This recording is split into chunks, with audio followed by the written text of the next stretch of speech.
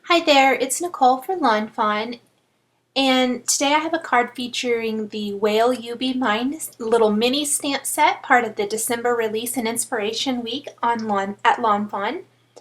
And for my card today, I created, it could be a shaker card, but I decided not to do a shaker card and created more of a frame that was popped up, and then the cute little scene is created in that circle. So I'm combining the stitched rectangle die. This is the largest die from the large stitched rectangle die collection from Fawn. And then I'm using one of the new circle stitched dies in that rectangle to create this frame. So if you wanted to create a shaker card, this would be an excellent way to create a different kind of shaker card with a circle opening. There's lots of room down below to stamp a greeting or have additional embellishments and things like that. So I have stamped my frame, and I'm going to go ahead and die cut a few additional pieces. I'm die cutting that stitched circle now from some Sea Glass Simon Says Stamp cardstock. It's a really light, pretty blue. This is going to be the sky for my ocean scene with the whales. And then I'm die cutting a couple of colors of blue, or a blue and a vellum, I guess, from some scraps of cardstock using the Stitched Hillside Borders dies from Fawn. This is going to create the waves for my scene. Now I could have die cut circles or portions of circles and then die cut the waves from that if I wanted the stitch detailing all the way around. For this, I didn't really think it mattered a whole lot, so I just used some scraps that I knew would fit behind my frame opening, and then I'll layer them there to create some water. So you can see it's a great way to use up some scrap paper you might have lying around if you're like me and have a whole file filled with little scraps that are good for something. This is one of those projects that they're excellent for. Now I'm stamping the two whales from the Whale You Be Mine stamp set. This is a little teeny tiny mini stamp set, but it's packed with some really cute stuff. The whales, a little heart, a couple of other options for water coming out of the whale's little blowhole if you want to do something different, and of course the sweet little sentiment that we'll add here in a little bit. I am going to speed through the coloring of the whales. I'm using Copic markers and some I think I'm using warm grays on this. The specific or the individual Copic marker colors are listed and linked below the video on YouTube, as well as thumbnails on my blog. I am using the warm grays.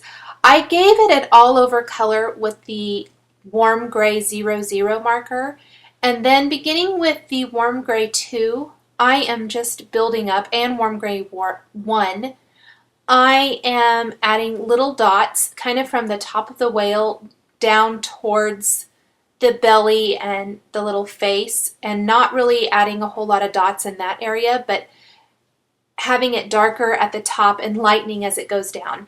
Adding little dots has become one of my favorite ways of adding some texture to especially things like critters, other things as well, but this is a really fun way to add color.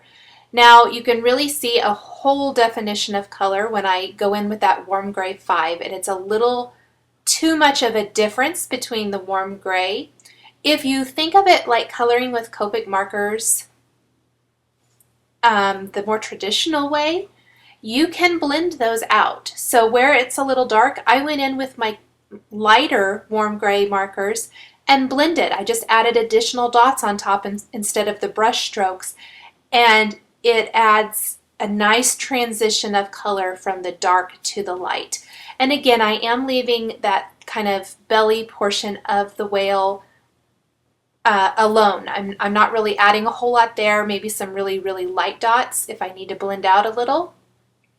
But other than that, I am leaving that pretty much the way it is, and I did blend out the cheek a little bit with the warm gray 00 because it was a tad too bright. Now I wanted one of the whales to be a little girl, so I added some eyelashes just with a black pen when I was finished coloring with Copics. If you wanted to add those first, I would suggest a Copic multi-liner pen. You can color over those without the pen bleeding. I didn't even think of it until after I had colored it, so I went ahead and used just a pen that was lying on my desk because I wasn't going to be coloring over it and I didn't have to worry about it bleeding. I am coloring the other whale the exact same way,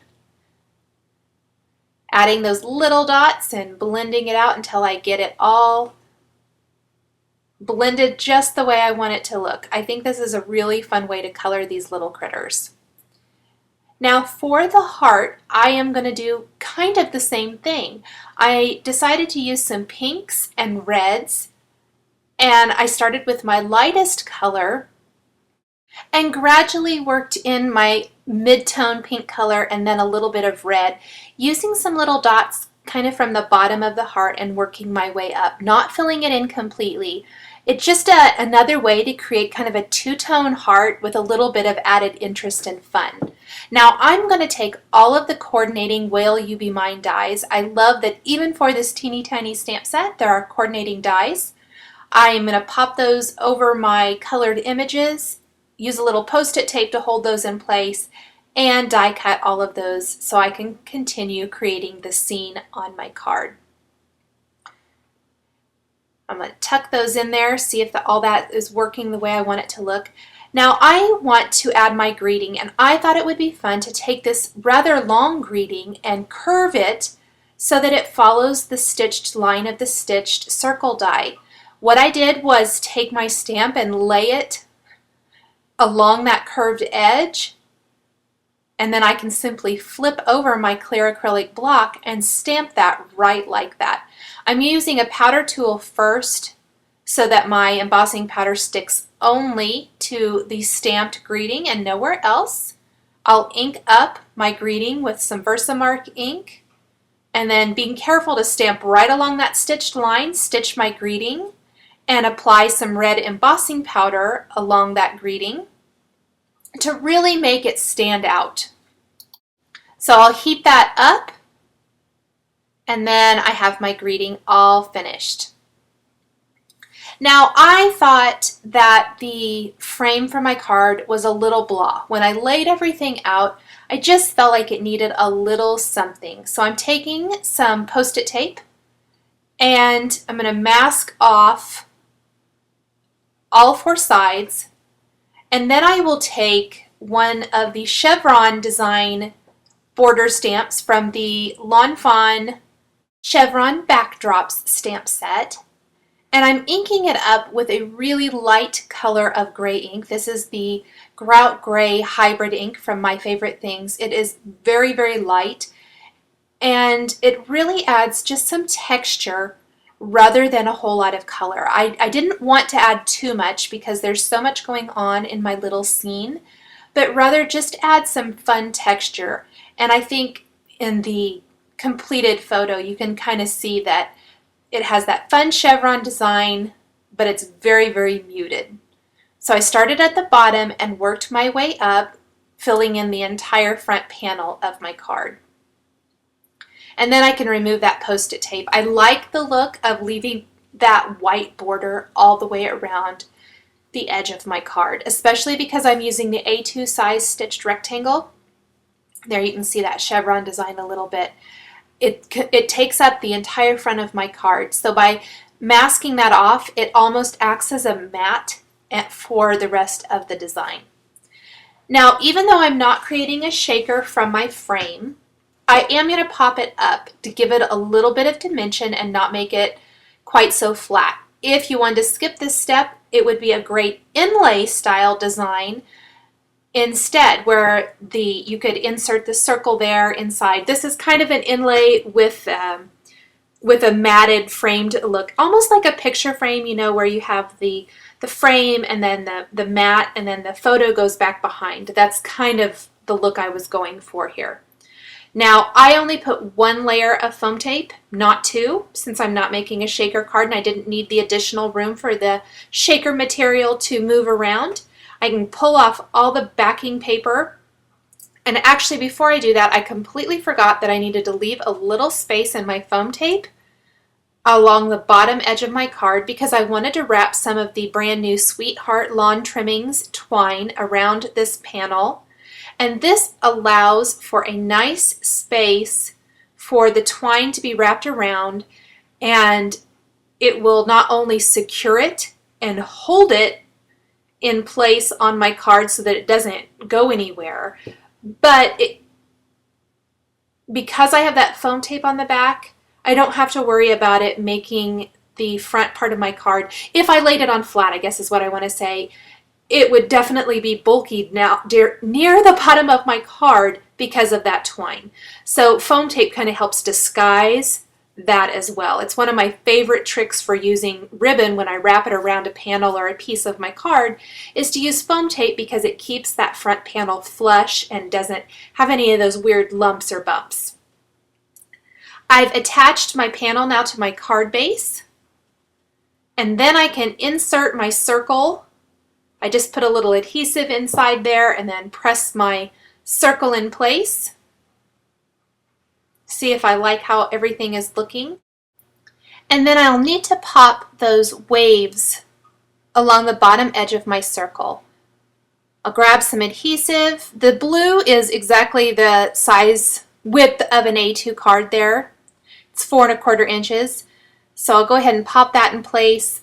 I'll put the wave, the vellum there next, hiding the adhesive along the sides and the bottom where it won't show. It was a little bit longer, so I just snipped the edges off.